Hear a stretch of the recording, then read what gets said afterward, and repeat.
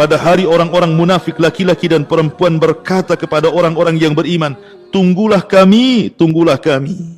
Kami ingin mengambil cahaya kalian. Tetapi orang-orang yang beriman mengatakan, kembalilah kalian ke belakang kalian. Carilah cahaya sendiri untuk kalian. Lalu di antara mereka dipasangkan dinding pemisah yang berpintu di sebelah dalamnya adalah rahmat dan di luarnya adab Allah Subhanahu wa taala. Orang-orang munafik hendak menipu ketika berjalan di titian Shiratal Mustaqim. Ya, mereka bisa menipu Allah dan orang yang beriman ketika di dunia, tapi di akhirat mereka tidak bisa menipu Allah dan orang-orang yang beriman. Ma'asyiral muslimin yang dimuliakan Allah Azza wa Jalla, baru setelah manusia meniti titian Shiratal Mustaqim, sampailah mereka di Qantarah. Rupanya di sini ada kisos lagi, tetapi kisos di antara orang-orang yang beriman. Inilah yang disabdakan Nabi SAW tentang hadis muflis.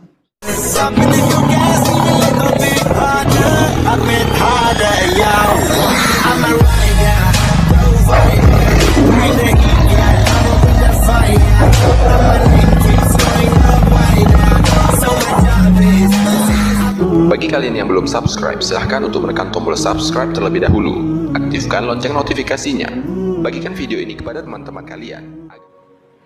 Allah Subhanahu wa taala berfirman, "Ukhshurul ladzina zalamu wa ajwajuhum wa ma kanu ya'budun min dunillahi fahtuhum ila siratil jahim." Diperintahkan kepada para malaikat, kumpulkanlah manusia-manusia yang zalim itu beserta teman-teman sejawat mereka dan apa yang dahulu telah mereka sembah selain daripada Allah, lalu tunjukkanlah kepada mereka kemana jalan neraka. Jadi Allah Subhanahu wa taala setelah melakukan proses hisab, kemudian pembagian catatan, kemudian terjadi timbangan, kemudian sudah diketahui mana yang mengambil catatan dengan tangan kanan ataukah tangan kirinya, mana timbangan yang berat kebaikannya ataukah keburukannya, maka manusia akan digolongkan bersama sesembahan mereka. Bagi nyembah batu dikumpulkan dengan batunya, bagi nyembah pohon dikumpulkan dengan pohonnya, bagi nyembah iblis dikumpulkan dengan iblisnya, dan begitu seterusnya. Kemudian Allah mengatakan, fahduhum ila siratil jahim. Kasih tahu alamat ke neraka, kasih tahu orang-orang ini ke alamat ke neraka. Maka Allah katakan, wasiqal ladina kafaru ila jahannama zumara. Maka Allah akan kiring orang-orang kafir untuk dimasukkan ke neraka jahannam. Ta'udzubillah.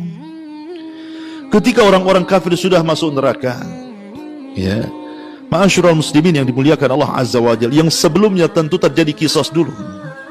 Sebelum mereka dimasukkan ke dalam neraka, di sini akan terjadi kisos. Kisos antara orang yang beriman dengan orang kafir. Boleh jadi ada orang beriman menipu orang kafir, atau sebaliknya orang kafir menipu orang yang beriman. Kisos bagi orang kafir yang menipu orang beriman untuk memberatkan siksa dia di akhirat. Kisos bagi orang yang beriman yang mendolimi orang kafir mengurangi pahalanya, sehingga boleh jadi dia tidak selamat atau selamat kalau masih sisa pahalanya. Dan itu terjadi sebelum mereka menyeberang titian Shiratal Mustaqim. Ma'asyiral muslimin yang dimuliakan Allah Azza wa Jalla, sampai Abdullah bin Abbas radhiyallahu anhuma mengatakan, bagaimana bentuk kisahnya? Kalau seandainya dia membunuh manusia, maka yang dibunuh akan datang kepada Allah, tangan kirinya membawa kepalanya, tangan kanannya menyeret orang yang membunuhnya, kemudian dia akan mengatakan, ya Rabb sal hadza lima qatalani. Ya Rabb, tanya orang ini kenapa dia sampai membunuhku.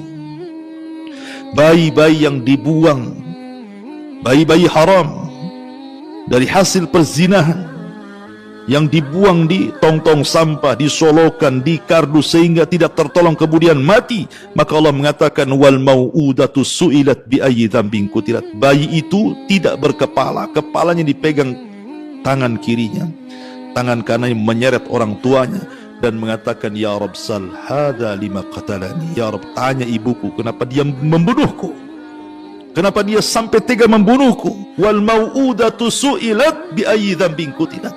Bayi-bayi itu akan bicara, atas dosa apakah aku bunuh, katanya. Ya, terjadi kisah di sini. Ya. Baru setelah itu manusia digolongkan menjadi 3 kelompok: mukmin, kafir, munafik. Yang kafir direct masuk neraka, tidak sempat meniti titian siratal mustaqim. Sehingga manusia cuma dua kelompok saja, mukmin dan munafik. Disitulah Allah Subhanahu wa ta'ala membagi-bagikan cahaya kepada setiap orang-orang yang beriman. Cahaya ini disesuaikan dengan amalannya. Ada yang besar, ada yang setengah besar, ada yang kecil, ada yang redup gitu ya. Dan ini modal kita untuk meniti titian siratal mustaqim. Maka ada yang melesat seperti kilat, ada yang melesat seperti kuda balap, ada yang melesat seperti orang menunggang unta, ada yang melesat seperti orang pelari, ada yang kemudian harus jatuh kemudian bangkit, ada yang terkena kalalib. Kalalib adalah rantai yang berduri yang menghantam ke sana kemari.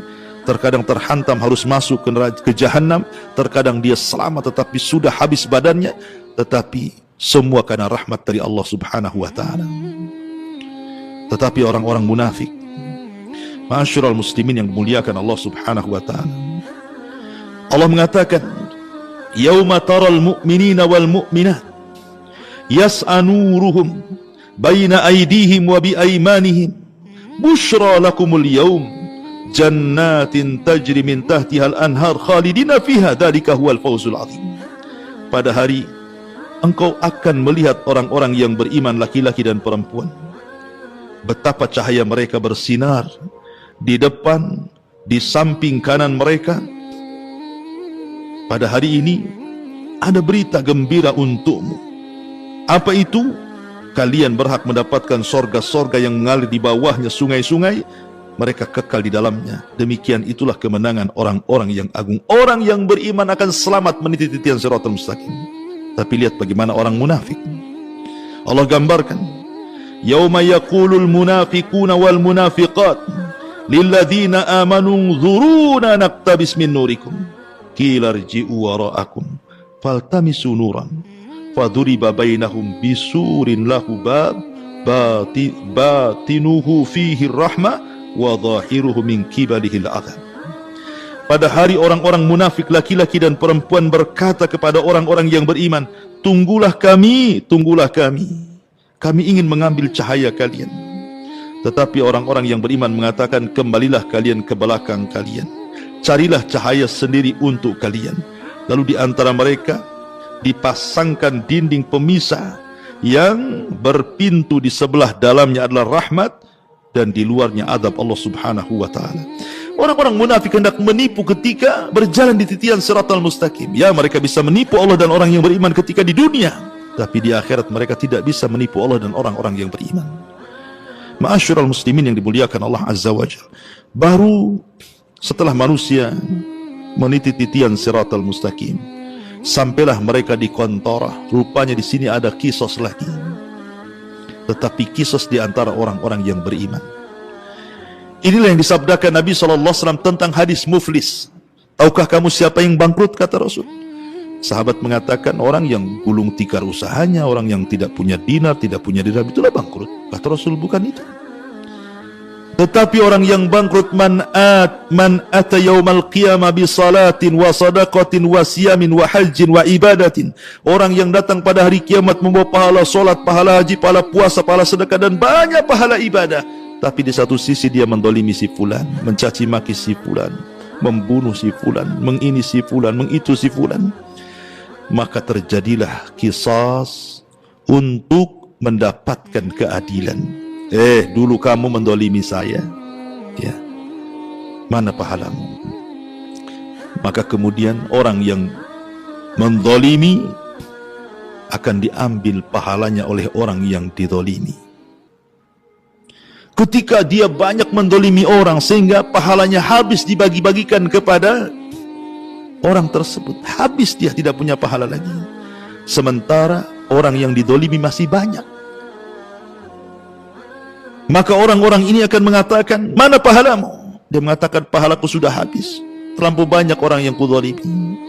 Kalau kau tidak punya pahala sebagai barter, aku punya dosa, ambillah dosaku untukmu. Inilah bangkrut. Bahasa kita kalau pedagang itu sudah hilang modalnya, banyak hutangnya, sudah hilang pahalanya, nanggung dosa orang, itu orang bangkrut. Maka ketika orang ini kemudian bangkrut, yang harusnya satu jengkal lagi dia masuk surga, tiba-tiba tidak bisa masuk surga. Makanya Nabi SAW mengatakan ada seseorang antara dia dengan surga tinggal satu hasta, tinggal melangkah saja.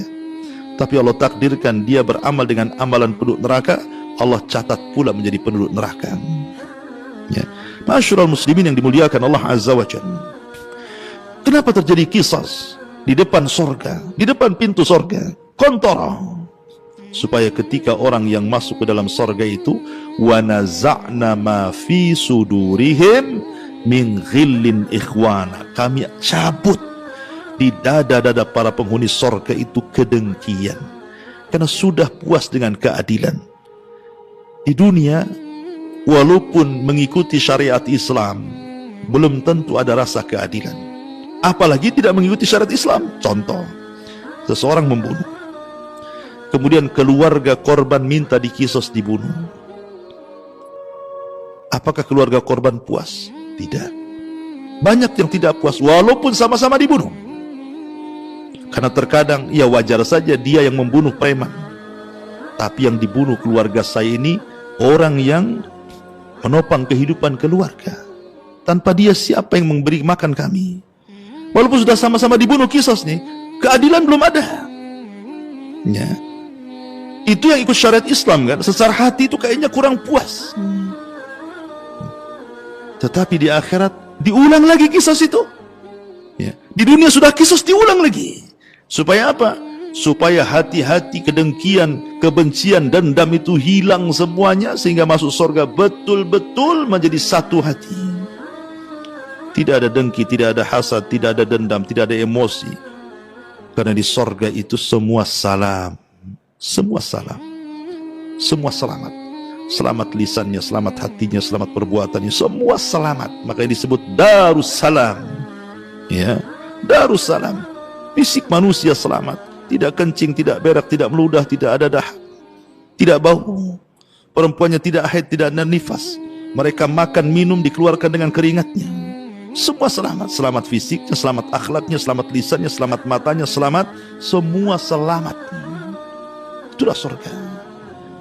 Dari sini menunjukkan bahwa inilah di antara tartib peristiwa-peristiwa yang akan berlaku setelah kematian. Mudah-mudahan menjadi ibrah bagi kita semuanya.